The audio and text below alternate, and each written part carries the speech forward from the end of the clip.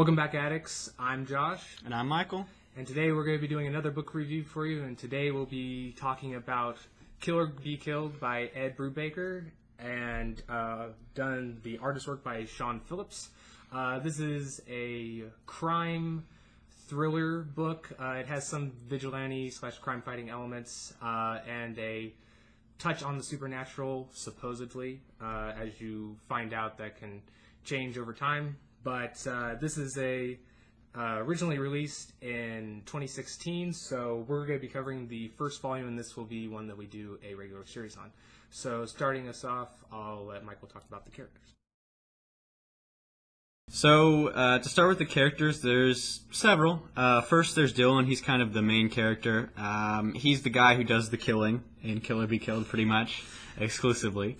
Then we have the entity. He's kind of like a demon, which you'll learn over the course of the book that he pretty much is pushing Dylan towards killing people, and you really don't know if he exists or doesn't exist. In this book, he definitely has several scenes where he shines and pushes Dylan to commit the murders that he does. We also have Kira, kind of a childhood friend, crush of Dylan. This series, as Josh said, is more of a crime thriller. I wouldn't even say there's romance elements. There's people who love each other, I guess. There's like a, what would you call it, casual type feel to it. I mean, it's nothing that they like really touch base on a whole lot. It's just kind of an element that's there because he has a closer relationship with some of the characters. But yeah, that's a good way of putting it. There's Mason, who's also his roommate. Then we have Rex, his drug dealer, I guess is the best way to put it. And then we do have a couple other characters that we can talk about in later volumes. But now we can transition to our favorite moments. The moments are kind of it has a slower start because you're trying to figure out with Dylan his situation. He doesn't really know whether or not to take the things that are happening to him really seriously, and so there's not a whole lot of big moments at the beginning.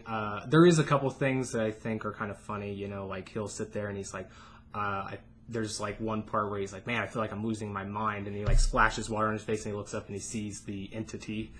And so there's moments like that there that caught my attention early on when reading this. But pretty much I love the moments I really like are his planning.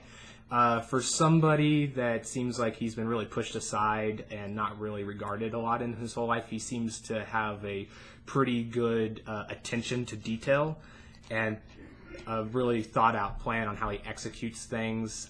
He definitely doesn't have a naive mindset, which is really interesting from a perspective like him because he doesn't really have anything to lose, especially at the beginning. And so it's still really curious to see him taking a smart approach, which is one of the likable things about him. But I really enjoyed his planning throughout the different parts of the book. And one thing in particular that I think is, I mean, most people's highlight in a graphic novel like this is the killing part.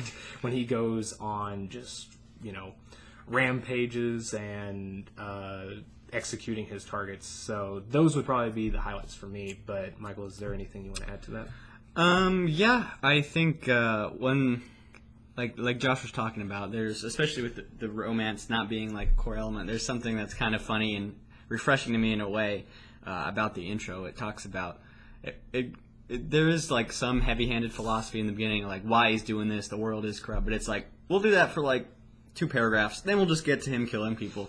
It's like you don't have to take it that seriously in that particular sense. I mean, it does develop through why he's killing them and you killing people, and you kind of understand. I wouldn't say you relate to him because he's still kind of.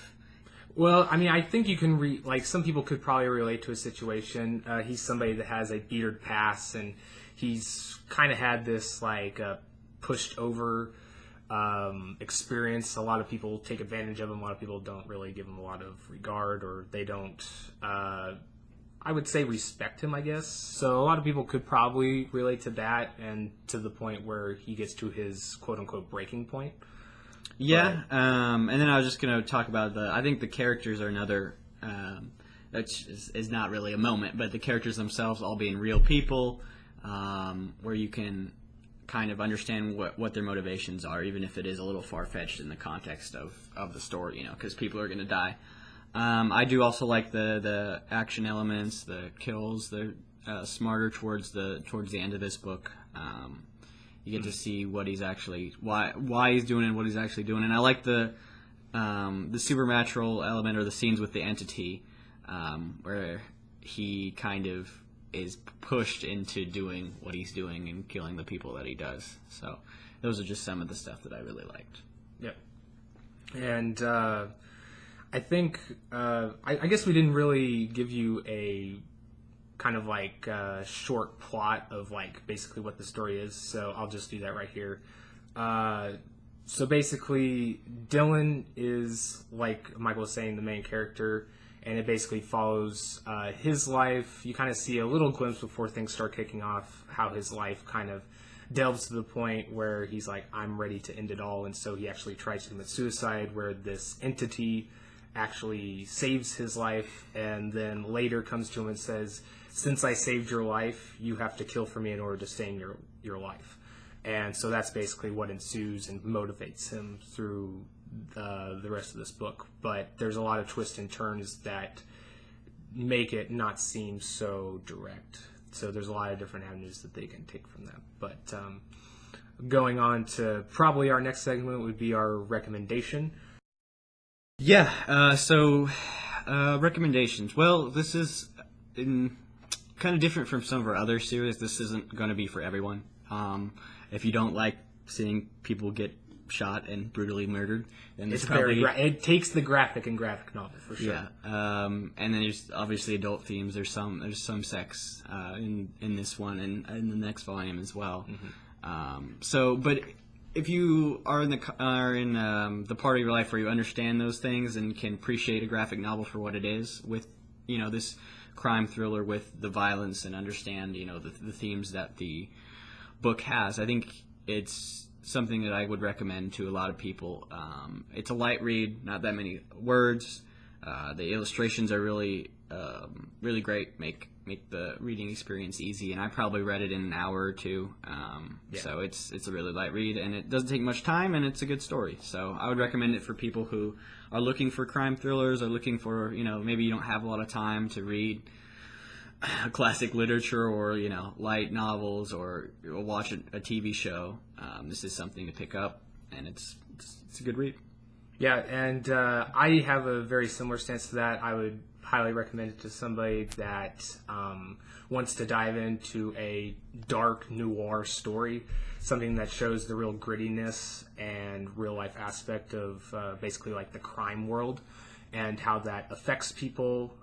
It also touches base with a lot of aspects like seeing the economy and how it can relate on people that really need stuff that can't really afford it. So it's a really relatable story that if you like something that has a supernatural or maybe not so much a realistic aspect but touches real life bases, this is something that you'll definitely enjoy. Like Michael said, it's a very light read. It's really easy. I would say I completed about the same amount of time, if not faster. It was something that gripped me enough that I was able to read it all in one sitting.